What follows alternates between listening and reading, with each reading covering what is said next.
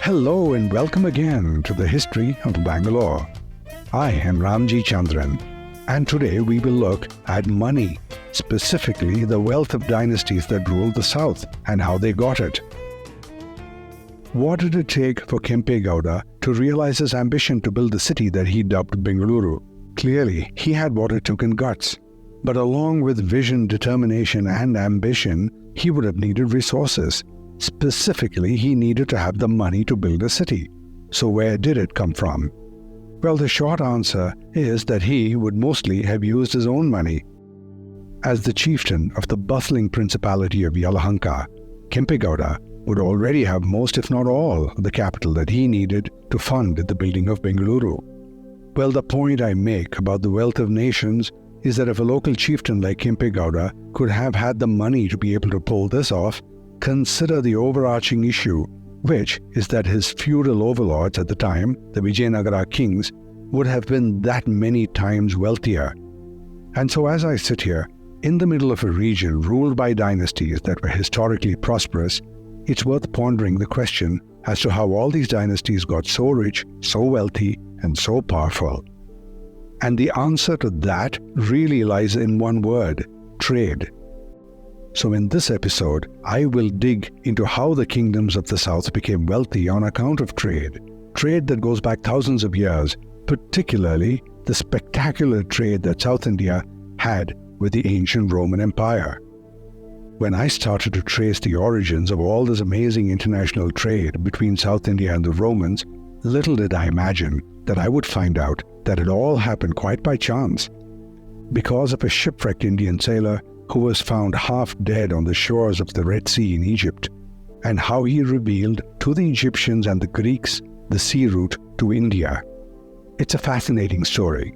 But before I dive into it, allow me pause to thank my sponsors, the Prestige Group, whose generous corporate support makes the History of Bangalore possible.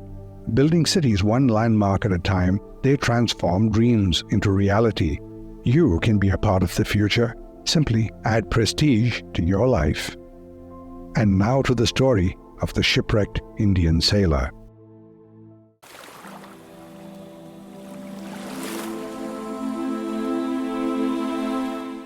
The story begins late one morning in ancient Egypt, in the time of the Ptolemies, sometime around the year 120 BC, when vigilant coast guards patrolling the Red Sea coastline encountered a puzzling and alarming sight.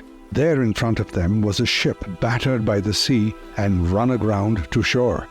Climbing aboard to investigate, they found only one occupant on the entire ship, a man in a pitiable state, starving, dehydrated, and barely clinging to life. So acting swiftly, they revived the man, offering him sustenance and aid. But they could not understand the man at all, because he spoke a language completely unfamiliar to them, his mannerisms a mystery. Well, they did not know him to be from India, not that it would have helped. Baffled by the stranger's presence and unable to discern his origins, the coast guards, probably suffused with a mix of curiosity and apprehension, took the decision to bring him before the king, and they escorted the shipwrecked sailor to the royal court of King Euergetes II, the Egyptian king who ruled between 145 and 116 BC. Euergetes, also known as Ptolemy, took the Indian under his wing and entrusted him to the care of men and told them to teach him Greek. The sailor learned Greek very quickly, and when he could finally communicate with the court, he revealed his origins. He said he hailed from the distant land of India. The Indian sailor recounted the harrowing journey that had led him to Egypt. He spoke of a voyage gone awry, where a twist of fate had steered his ship off course, eventually crashing him into the Egyptian shores, and he said that all his crewmates had died of starvation. Ptolemy's courtiers did not believe him at first. So in a bid to prove his sincerity and his bona fides, the Indian sailor made a pledge. He offered to serve as a guide on a voyage back to India. Now, India was not unknown to those of the court, Remember that the stories of Alexander's expeditions to India would have already been over 2 centuries old, so they knew something about it and they must have been curious. But most curious listening to the story at the royal court and entirely excited by it was another figure, a Greek named Eudoxus of Cyzicus. Revered as a sacred ambassador and renowned for his prowess as a maritime explorer, Eudoxus had arrived at the court bearing the aura of adventure and discovery. Eudoxus found himself drawn into the sailor's saga, and he jumped up and volunteered to take the Indian up on his offer to pilot them on a voyage to India. And then he embarked on the first of 2 expeditions to India, the first in 118 BC with the Indian, and the second in 116 BC that he put together himself. As for the Indian, that's the last we hear of him, and we never found out his name. There are several interesting stories concerning Eudoxus and his troubles with being cheated, bankrupted, and once finding himself adrift in Ethiopia without having intended to go there and having to part with all his belongings. But these are stories for a different place and occasion. And then there is the matter of Strabo himself not believing the Indian sailor's story. In his book, he spends a lot of time poking holes in the sailor's story, and he found everything suspicious. He wrote skeptical of the Indian sailor's story. And how can it be that they permitted all their number to die of starvation with the exception of one man? And if he survived, how could he single-handedly have guided the ship, which was not a small one, since at all events it could sail over open seas of so great extent? And how strange his speedy mastery of the Greek language, which enabled him to convince the king that he was competent to act as a pilot of the expedition. Strabo continued his rant, and now directed it at Eudoxus' story, and said, hilariously, "And as for that peace herald and sacred ambassador of the people of Cyzicus, how came he to abandon his native city and go sailing to India?" Well, all that done and dusted, Eudoxus jumped aboard the ship and sailed to India, and with his serendipitous friendship with the shipwrecked Indian sailor, turned the page to a new chapter in the commercial history of South India. In time, this trade grew. It started off as a few ships during the Ptolemaic period, and then when the Roman Emperor Augustus completed his conquest of Egypt in 30 BC, Roman activity on the trade route increased. You see, Augustus had appointed a Latin poet and military commander, Gaius Cornelius Gallus, to the post of prefect of Egypt, and then things took off. The Romans developed a great fondness for things from India, such as pepper and malabathrum or bay leaves, the sort that we use in making pulao. These aromatic things made the food smell good, and I venture concealed the pungent smell of rotting meat, for instance. Remember, this was way before refrigeration. And then let's not ignore the silks that were likely sourced from China with our East Coast trade and then transported to Western ports overland through trade routes that passed through Bangalore. Also passing through our region were all the other treasures the Romans craved. Pearls and ivory came in from places near the Ganges, and transparent stones of all kinds, and diamonds and sapphires came from interior Andhra, all passing on these trade routes. And about 100 years after Eudoxus and the shipwrecked Indian had made that first historical journey, the trade with India was reaching its peak. Strabo writes, "At any rate, when Gallus was prefect of Egypt, I accompanied him and ascended the Nile as far as Syene and the frontiers of Kingdom of Aksum, which is Ethiopia. And I learned that as many as 120 vessels were sailing from Nios Hormuz to the subcontinent, whereas formerly, under the Ptolemies, only a very few ventured to undertake that voyage and carry on traffic in Indian merchandise. These Roman ships even found mention in a Tamil poem called Akkananuru from Sangam literature, where poem 149 has these lines: "The wealthy Musiri town of Cheran, where, causing the huge, beautiful Periyar River's white foam to become muddied, the fine ships of the Yavanas come with gold and leave with pepper. Yavanas is a word for the Greeks, but it must have been an expression that would have been generically applied to really anyone who got off that ship. By the way, as an aside, while all this trade was great for the Indians, it got a tad out of hand for the Romans, who found their treasury being depleted for their self-indulgence and for the vanity of Roman women who craved silk. And in fact, this led to some anguish on the part of some Roman senators and drove scholars like the great Pliny the Elder to complain, India, China, and the Arabian Peninsula take 100 million sesterces from our empire per annum at a conservative estimate. That is what our luxuries and women cost us. For what fraction of these imports is intended for sacrifices to the gods and spirits of the dead? Now, what's relevant for us is that the anguish of Pliny the Elder was the affluence of the dynasties of South India. And all the gold that the Romans had parted with as payment for these Indian delights found their way into the coffers of the dynasties currently ruling the region. And thus it continued for the centuries following, and even though Muziris fell from public ken and all but disappeared in a few centuries, the trade in South India was set and grew steadily.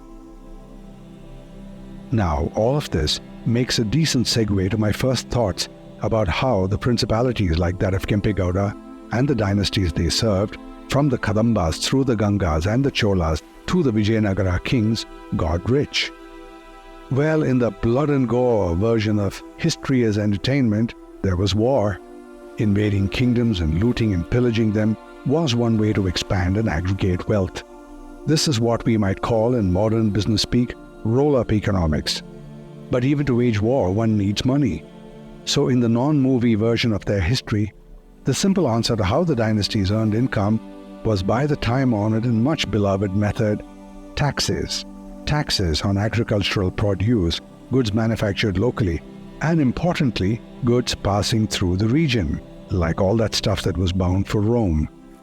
And there was also the opportunity to charge for utilities such as water, and when they could, by active participation in the trade, buying and selling goods, manufacturing, exports. Truly, for centuries, South India was abuzz with trade. And I mean for the centuries following the early centuries' trade with the Romans. For example, the East Coast ports in Tamil Nadu and Andhra were doing hopping business with the Far East. There are accounts of the Cholas conducting a thriving maritime trade in the late 10th century and early 11th. They sailed to Indonesia and as far as Guangzhou in China. And from the west coast, goods were being exported to and through the Middle East, which is natural, considering that these were already old and established trade routes going back to the story of the shipwrecked sailor. But what relevance did all this have for Bangalore? Indirectly, everything. You see, while Bangalore was never the seat or capital of dynasties in our early history, well, not until Kempegowda in the mid-16th century made it so, we were and are strategically located in the geographical middle of South India, and therefore right in the middle of the trade routes that crisscross the region, north to south, and importantly, east coast to west coast. So the merchants moving all these goods from coast to coast would have had to pay tax as they passed through the region. Toll booths collecting octroi were a common feature, for example. And then the local chieftains would have provided security to the traders and for goods moving through the area for a fee, and also offered a raft of other services, all of which contributed to income. Really not very different from today. So back when the goods were moved from towns in the north and from the east coast to ports like Muziris, the local economies on the trade routes, like, as per the previous episodes, Hebal and Begur, would have all benefited. And the more the trade, the more the income. So this income increased with adventuresome and expansionist dynasties, especially those who had a lot of foreign trade, like the Cholas. As an example, there's an inscription in a Taoist temple in Guangzhou, which by the way was at one end of the Silk Road, And this inscription, which is in Chinese, dates back to the year 1079. It mentions Kulothunga, king of Chulian, as the paramount leader of the land of Sanfotsi. Sanfotsi was Srivijaya, an empire based in Southeast Asia on the island of Sumatra in Indonesia. Chulian was Chola, and Kulothunga, referred to as the paramount leader of Srivijaya, was Rajendra Chola, who subjugated the Srivijaya. And he was the son of Rajaraja Chola, better known in pop culture as Ponniyin Selvan. And to understand how Rajendra Chola's campaigns benefited the Bangalore region, which was in the Chola domain for many, many years, we look at an inscription that we found in Bangalore dating back to 1110 AD that records a generous grant by Rajendra Chola to the Mukti Nitishwara temple in Nelamangala. Now, the temple grant was significant to the local economy. As I explained in previous episodes, temple grants were not merely a donation to a place of worship. In those days, temples were more than just places of worship. They were social and administrative centers and a source of enormous support to the local population. And so temple towns became very important hubs of commercial and social activity. And this created considerable business opportunities for local merchants and service providers who all settled around these temple towns and made those regions grow. Similarly, the discovery of a hoard of Roman gold coins in Bangalore was the first suggestion that the Bangalore region had something of a direct involvement in the passages of goods on the trade routes connecting South India with the Roman empires in the early centuries. So it was principally all this trade and the movement of goods that secured the wealth and the future of dynasties and all their feudatories and all their principalities. And one of these Nadus, as the principalities were called, was Yalahanka, and its chieftain or Prabhu was Kempegowda, who would then have been a direct beneficiary of the flourishing trade routes. And over the years, as the area became richer and acquired a greater cultural, commercial, and military importance for the Yalahanka Nada Prabhu Kempegowda, his ambitions could take flight, and gave him the courage back in 1537 to make his new city Bengaluru the center of all the action. And well, here we all are today. Now, what use is a good shipwreck and sea adventure story without pirates? Coming up, was the west coast of India, the Canara coast, really a pirate coast, as some historians have it? Let's find out right after this. Prestige Group brings to you its latest launch, Prestige Somerville, lake-facing 3 and 4 bed apartments on Marathahalli, Whitefield Road. For more details, call 85489 85489. Project is RERA approved. And now we go back to the story of the shipwrecked Indian sailor. I first read that astonishing story in Strabo's Geography, which was written sometime in the 1st century AD. An astonishing book, by the way. There were many like Strabo's Geography, a few other books also written around that period, all of which assumed great significance for historians. Now let me walk you through some of them. First, Strabo's Geography. It's a comprehensive catalogue of all geography. Written over 17 volumes, it covers the world of the Romans as they knew it back then and has historical narratives and geographical descriptions. Strabo was meticulous, and he documents the physical features and the climates and the cultures of various regions. Importantly, his work is a reflection of the Roman discipline in documenting the territories in their dominion, and that is something that seems to have been passed on to a large part of the Western world. And then there's Ptolemy's Geography, which was written about 100 years afterwards in the 2nd century, and that saw significant advancements in cartography or map making. Ptolemy pretty much introduced the concept of longitude and latitude, which basically means length and breadth, and he devised that grid system for mapping the Earth's surface. Mathematical rigor. Ptolemy's maps have influenced everyone since. Now, Pliny the Elder wrote a book called Natural History, also written around the 1st century, and it's a breathtaking look at geography, botany, zoology, and mineralogy. Pliny wanted to catalog all knowledge of the natural world and almost achieved it. And finally, this delightful 1st century book, Periplus Maris Erythraei, a Greek travelogue that details maritime routes and ports. It's like a practical navigation guide for merchants and sailors. No one really knows who wrote Periplus, but the anonymous author wrote about the exotic markets of Aden and Bucyrus in India, which were called emporiums back then. Merchants who were looking to conduct international trade, back in the day it would have been spices, precious stone, or exotic goods, would have consulted Periplus for information on favorable winds and safe harbors and local customs. Now, with all of these, by modern standards, a generous margin of error should be allowed to those scholars from over 2,000 years before us. But such was the import of their works that they inspired debates of interpretation and fact among historians right to this day. And this brings me to the pirates. Earlier today, I spoke on the phone with the eminent scholar and historian, Dr. Sunil Gupta, among other things, former director of the Allahabad Museum. He has authored many scholarly works on the trade of the 1st century and after. Now, he could not get on the show because at the time of this recording, he is in Germany working at the Max Planck Institute for the next few months. Anyway, in Pliny's History and Periplus, I found references to piracy in the west coast of India. Pliny pretty much referred to what we call the Canara coast as a pirate coast. Now, that sounded pretty dire to me, and I wondered how this sits with the story of 120 ships sailing every year for trade with Rome. Was there no danger or disruption?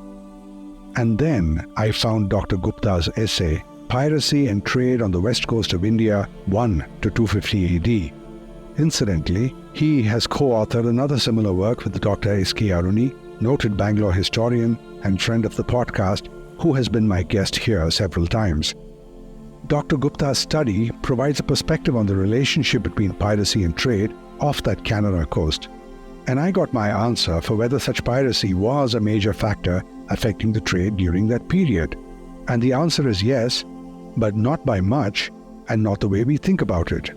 According to him, referring to the Canara coast as a pirate coast is a little over the top, to paraphrase him. But he made the point that those references in Periplus and Pliny's history have been accepted at face value and used in historical texts over the years without much question. Dr. Gupta points out that the pirates of the day were not as bold or organized as the deep-sea pirates of later centuries, and he made several interesting examples of how some of that so-called piracy might have been state-sponsored. He called it state piracy, where some kingdoms tried to control trade routes by force and benefit from that. So it was not always a matter of theft. To quote from his essay, piracy connotes illegal acquisition, robbery, and plunder. It feeds off economic value created by others. From any point of view, piracy would be antithetical to trade carried out within the framework of established laws and agreements. However, there was often a thin line between the moral aberration of piracy and the use of force resulting from acquisitive policies of polities. Indeed, in Periplus, there are references to Kshatrapa boats waiting to pounce upon and plunder Greek merchant ships in the waters of the Arabian Sea. So political motivations were also likely a cause for what could easily pass as piracy. And this goes back to where we started. How did the dynasties get rich? And now we can say, yes, there was taxation, but here was evidence of a nice side hustle, piracy, just another method of roll-up economics. Of course, I'm kidding. History is interesting but never peaceful, and Dr. Gupta sums up this sentiment in a pithy statement that closes out his essay, and I quote, "The old shipping lanes were now full of new traffic and new allures. In a strange way, the globalization of the Indian Ocean in the early centuries AD seems to have created conditions for illegal and forceful acquisitions by pirates, privateers, and zealous littoral states. This is a lesson that we may yet learn in modern times. And going back to the sources of incomes of our principalities inland, consider that it must have been the same thing. Protection was a major deal, trade was a big deal, and very, very valuable. Coming up on our next few episodes will be the dynasties that ruled the region, the battles, the victories, the losses, and all what led up to the creation of Bangalore. It will be an exciting multi-part series. I am Ramjee Chandran, and this is the History of Bangalore.